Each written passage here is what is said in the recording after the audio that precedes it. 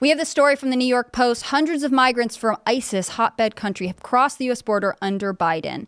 So the number of migrants flocking to the U.S.-Mexico border from a country known as a hotbed of ISIS recruitment has skyrocketed under President Biden. More than 1,500 migrants from Tajikistan are known to have crossed the border between October 2020 and May of 2024, according to leaked border data obtained by the Post. At least 500 Tajiks have been caught so far this year. Over the previous 14 years, there were just 26 Tajik nationals crossing the border. It's unknown how many Tajik migrants were released into the U.S., but the vast majority of migrants caught at the border claim asylum and are allowed to stay while they await a court hearing. The small Central Asian country, which borders both China and Afghanistan, has become a major source of terrorists for ISIS and ISIS-K, an extreme offshoot of the Islamic State militant group.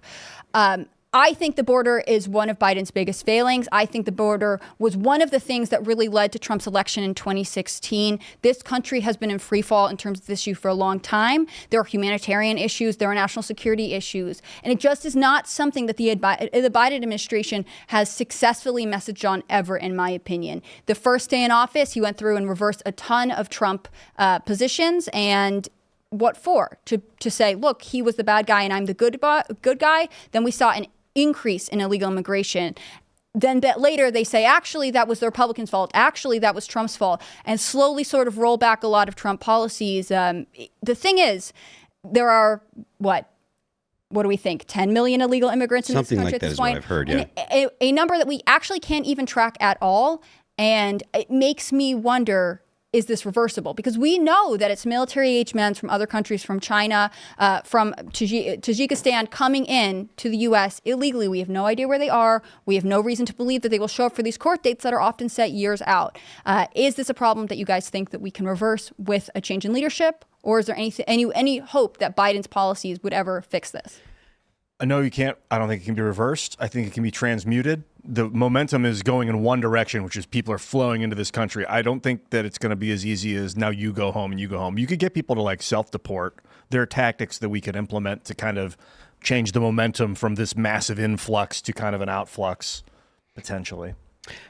I mean, I'm not quite so hopeful about that. Although the more you limit benefits that the government gives out, the more people will say, okay, it's not worth me being here. It's more difficult. But then people that are relying on benefits from the government, I don't think that there should be these benefits, but the people that are Americans that are relying on them, they're going to get hurt too, which is not something that is popular. Generally, it's not a popular position. I agree with you. Benefits do attract a lot of illegal immigrants, but if you're motivated by terrorism, right? If you are coming into the U.S. with malintent already, actually, it's not even the benefits that you're here for. And that is almost more terrifying because there is no way to deter them but a strong border policy. Well, what's interesting about these people from Tajikistan, so there was a major terrorist attack in Russia in March of this year.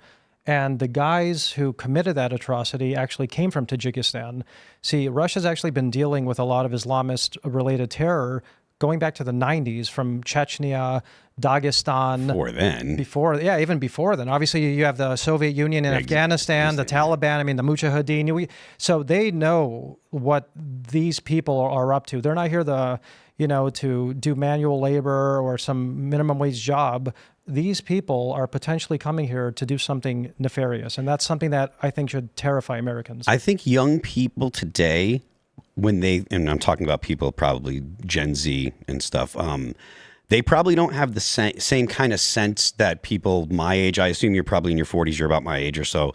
But like, I remember what it was like, on September 11th. And so my idea of something not being possible, that stopped. Right. As soon as that day happened, I remember all before then, it was like, comic book stuff that, it was just, it didn't happen. After you saw that kind of thing, then it was like, oh, wow, that is actually possible. And you see the smaller, surprising things happen in other countries, like the October 7th attack, right? There's arguments about whether or not the government let it happen or not. If there was an attack like that from some terrorist attack like that in the United States by people that got through the southern border, it would be just as legitimate to say it was the American government's fault because they allowed it.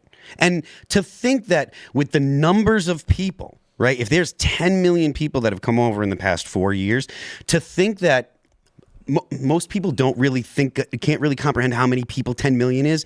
And you could easily slip 50,000 people with a similar goal through the border in that time, without a doubt, and still be like, you're still not getting like 1 out of 10 dudes that are bad guys. It's a significantly small number, but it's still enough where if they get together, they could cause some kind of significant real problem that would, cost lives on the order of 9/11 or the October 7th attack in Israel, and that's real.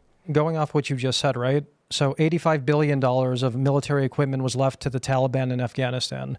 You have potentially millions of black market arms in Ukraine right now, and you have Islamist terrorist groups operating in Venezuela and other, Southern American, Central American countries right now.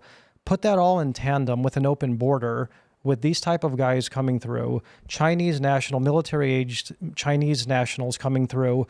Obviously, our border is our soft underbelly, and if you are an enemy of the United States, you're not that is where you're aiming, and that's something why the border is such a critical policy issue. It's a national security issue, and in my opinion, it's the most important election issue of this year. Just the fact that there are foreign people acting as a police force to police the other nationals. Like there are Chinese people here acting as police that are policing, like that. The FBI is involved in this. Like, this isn't just make believe. This is actual things that are happening, and the administration is doing its best to not alarm the American people and not let the American people find out. And it's because the policy that they have is actually to get as many people in and then naturalize or give amnesty. I mean, they're talking about it now. I don't know what the specific policy that Biden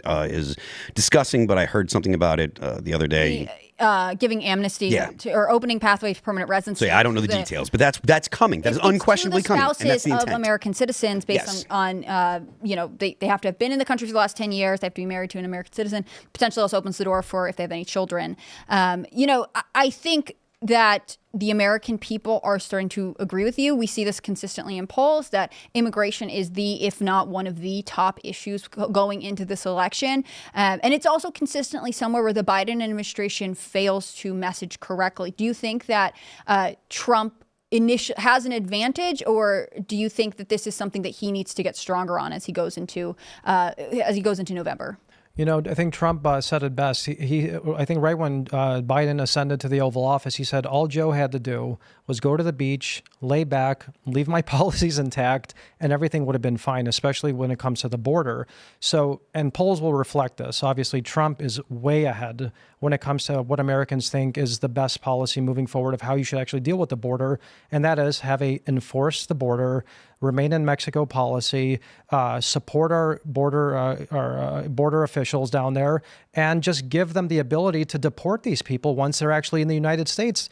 Biden has handcuffed our folks from not being able to do anything, just like he's handcuffed police officers around the United States from not prosecuting various criminals in cities like Los Angeles, Chicago, New York. So I think once Trump's back and he has a Congress that actually plays with him, unlike his first term, I think he can get the wall done. All we needed was around $6 to $8 billion to get it done the first term. Obviously, with all the Mueller nonsense and all that, and the rhino subverting him from within, he wasn't able to do it.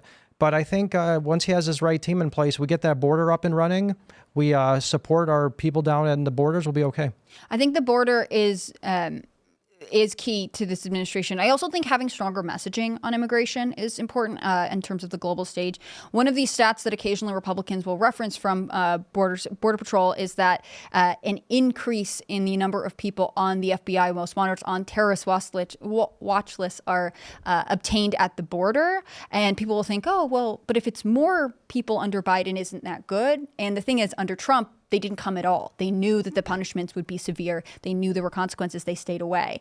I think the American people are starting to realize that the southern border is like your front door. And if you leave it wide open and you know your neighborhood is dangerous, then it's not that crazy when bad things start to happen inside your home if someone comes in. And I think people are really begging to be able to lock the front door and be able to protect the people inside their home. Yeah, and all states are border states now. I mean, we've seen the scourge of, we've seen a lot of people go through, very unfortunate incidents, if you understand what I'm saying, because of some of these people coming through the border, some very high profile that the president has actually spoken about. And I think the more and more this becomes prevalent and just like in your face, and it's not going to simply be like an economic issue, which I think conservatives initially made it about. It's like, oh, they're going to come and take your jobs. Now it's kind of like, this is a security risk. Yeah. Did your time on because you started with the Carson campaign and then you moved to the Trump campaign. Did your switch influence your view on immigration, or did you always feel as though this was a serious issue? Look, my grandfather came to the United States from Greece in the 50s legally, worked his butt off, did all the things right. My wife, Simona, she's a legal immigrant from Italy. We've gone through a very long process, a very expensive process to get that going for her. So when I have lived this process coming from like immigrant grandparents, seeing what they went through, and then knowing that they did the right thing, for me, just as a boy, like growing up in Chicago, I'm like, you have to do it this way.